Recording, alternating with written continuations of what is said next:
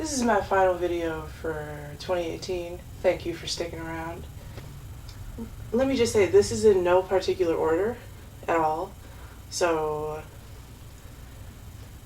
because I don't have any order in my life. So why the fuck would a list of mine? First movie of my top 10 of 2018 is Black Panther. No surprise to anybody. Huge Ryan Coogler fan, will support anything he ever does. Huge comic book fan. Love the entire cast. Saw it 5 times in theaters. Surprise to nobody. It changed the game. Okay, now comic book films have no excuse not to have representation. It's the beginning of an era. The next film on my list of the best of 2018 is A Quiet Place. It is a film where we see disability at the forefront,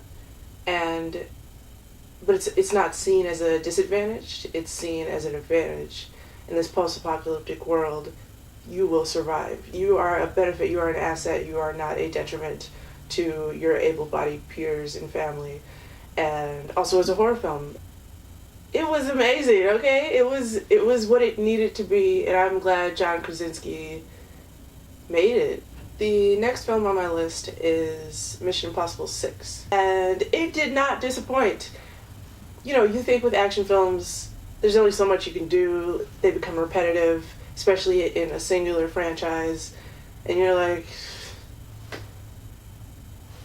you can't top what you did last time. You cannot shake me more than you have shaken me. How will they fuck me up this time? And boy, did Scientology deliver. It was so good. The next film on my list is a film that the thing is, I don't like romances. I really don't. They just don't call to me. But not this one. This one had me weeping. I was fucked up. Y'all had me fucked up. And that is To All the Boys I Loved Before. I'm trying not to cry thinking about it right now, because that shit was beautiful. Like, ooh.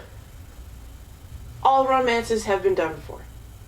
However, due to the importance of the female lead, the importance of her being an adoptee and being a woman of color, but also just being a normal teenage girl, the next film on my list is probably the most underrated film of 2018, unfortunately, and that is Widows by Steve McQueen.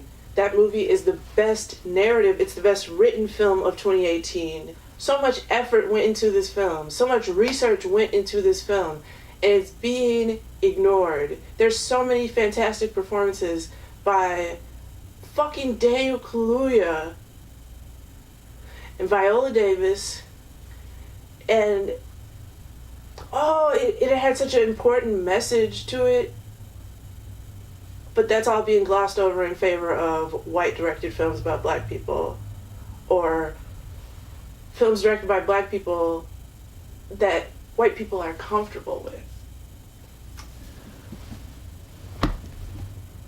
It's a female-led action film. How many times do we see that shit? Never! Fuck! This film had me fucked up. Okay? Like, it made me feel good, but it also made me, like, love myself, which I'm not used to. And that is my favorite, probably my favorite film of the year. Won't You Be My Neighbor? He was so important. Like, he was like 2 generations' first teacher. He represents a masculinity that I fucks with big time. And just to learn about his life and why he viewed children as equals and as human beings instead of subhumans like most adults do, it was fucking beautiful. And there will never be another Fred Rogers. The next film on my list was insanely difficult to watch. It's not often that I have to mentally prepare myself to watch a film, but due to its subject matter and the fact that it's not fiction. I had to put some armor on to watch this film, and that was The Tale. Definitely the most important film that was released in 2018. It makes you confront yourself and things that you believe in. It will change your life. I'm not being hyperbolic. I'm not putting on airs. It is a very important, serious, honest film that if you have the stomach for it, if you have the temperament for it, I highly suggest that you watch it.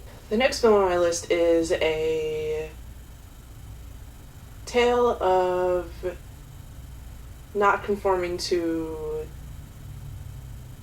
binaries or modern westernized definitions of sexuality.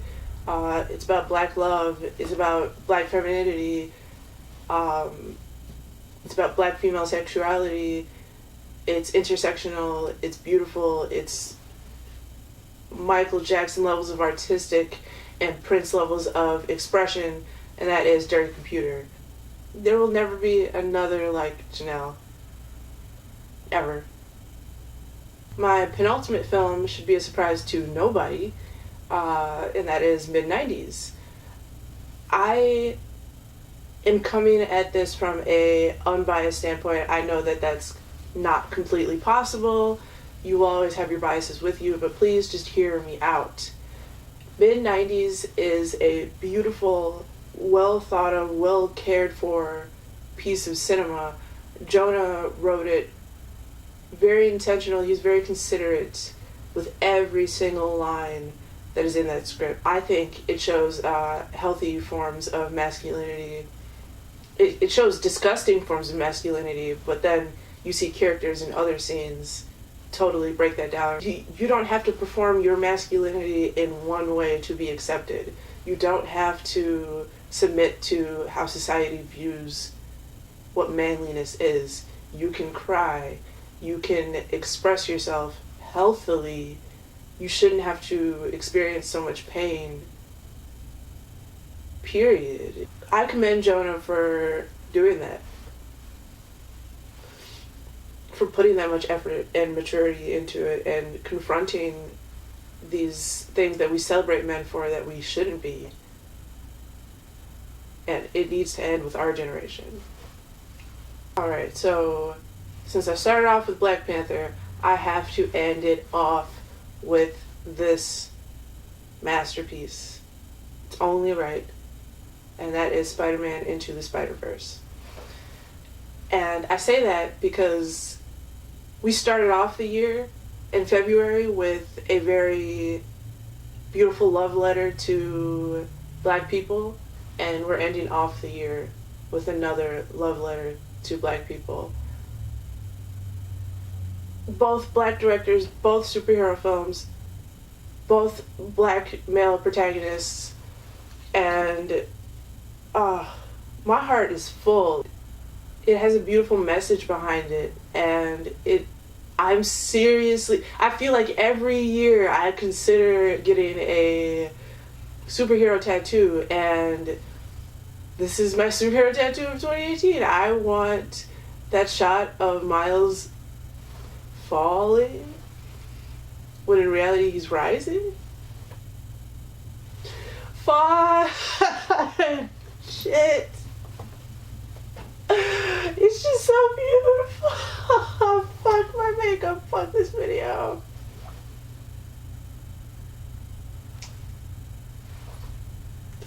I just feel so loved. Movies make me feel loved, and when that happens, I have to share that with you guys. So yeah, 2018 was a very blessed year for cinema lovers. I had a blast this year. At first, I was like, at the beginning of the year, I was like, that's all you got? But we ended with a bang, and I'm very, very happy.